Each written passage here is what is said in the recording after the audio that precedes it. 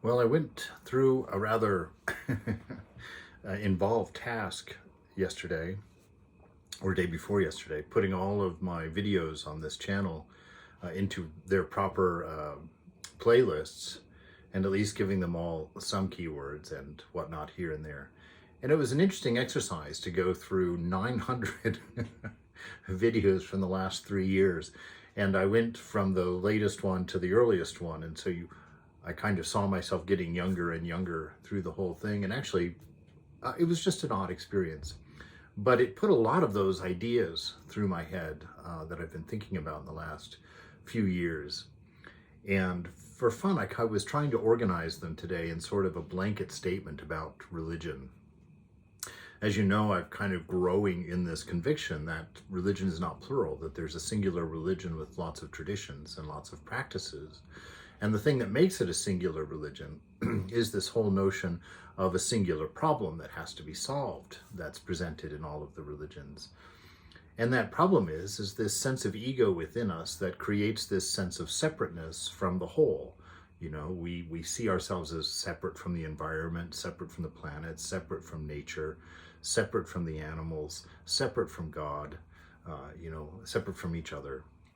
And the ego employs any method necessary to maintain that separation, and then to turn the attention of the individual on himself to maintain the security, safety, well-being, and advancement of us as that individual separated being. And all of this happens really in the Christian tradition anyway, in the Garden of Eden, with that story where the snake, the serpent, is tempting Eve and giving her ideas of separateness, that you're not like God. Didn't God tell you this? And he makes up some story about God saying you can't eat from any tree in the garden.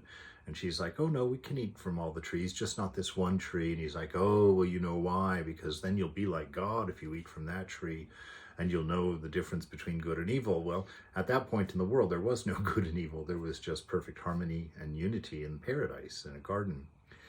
And so the serpent is able to trick Eve into buying into this idea of separateness by having her go into her senses, looking through her senses. And when she looks at that fruit of the tree of the knowledge of good and evil, she wants to eat it.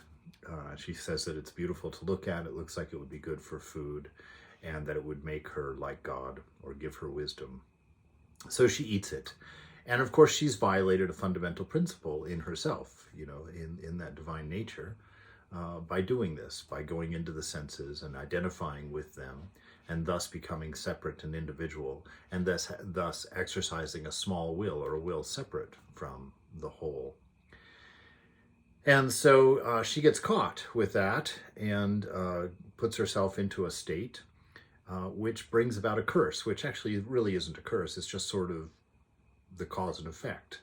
That now that you've identified with the body, and I've identified with the mind, and you've become separate from the whole, you've got to go and start fulfilling your desires, which just crop up one after the other as the mind gets into moods and sees things it wants, and as the body gets hungry or tired or whatnot, and has to do what it wants. And so, the self, the pure self in there, which is of the nature of love, existence, and wisdom, is energizing all of this. That pure love is the battery for life everywhere in the universe, the battery for all things actually in the universe, which is another long talk.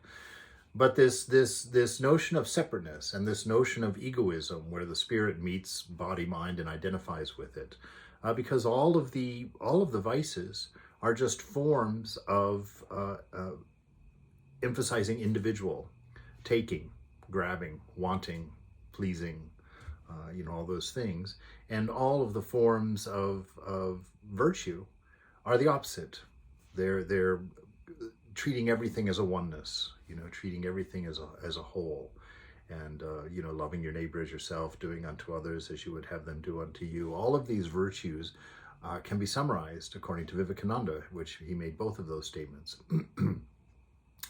And so looking out over the history of religious experience with the visitations, if you want to call them visitations, or just these great souls that have arisen, Krishna and Rama and Buddha and Jesus and Chaitanya and everybody out there could probably name a couple more that are of their own selection and choice.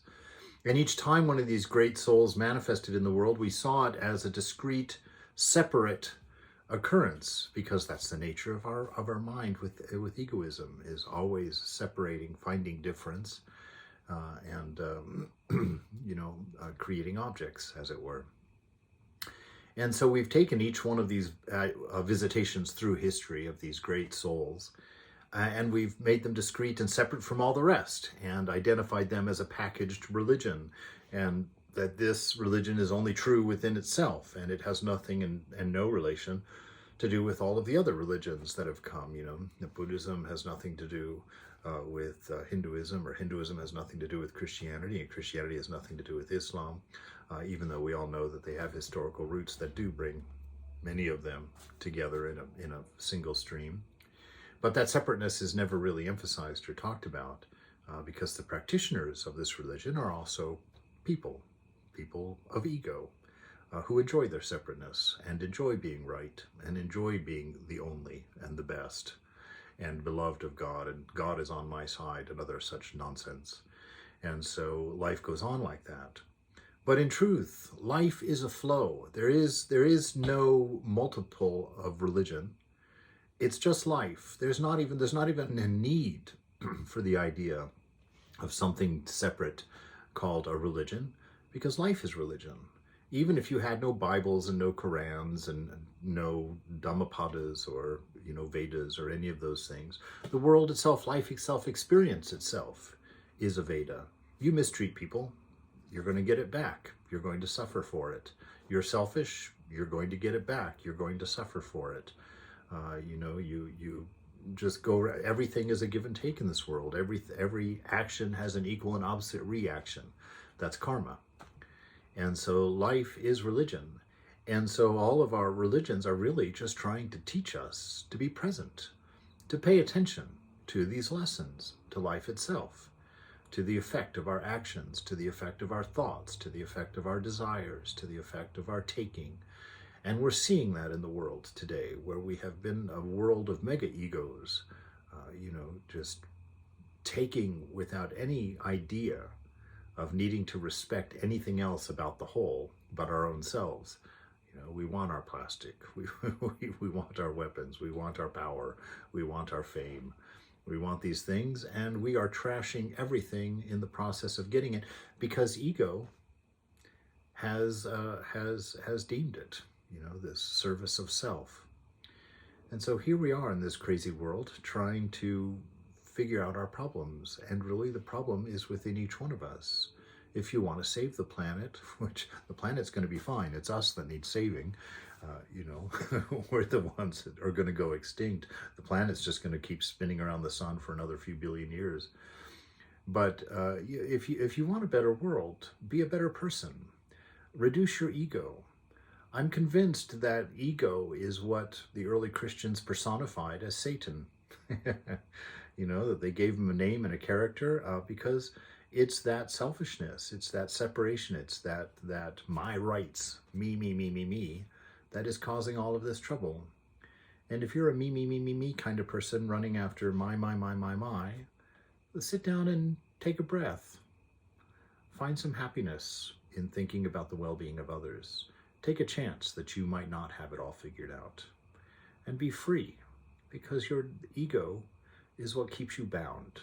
It keeps you serving your body and serving the moods and states of your mind. Keeps you busy running in circles. Sit down. Let it go for a moment. Think of others in a kind and positive, general affection sort of way.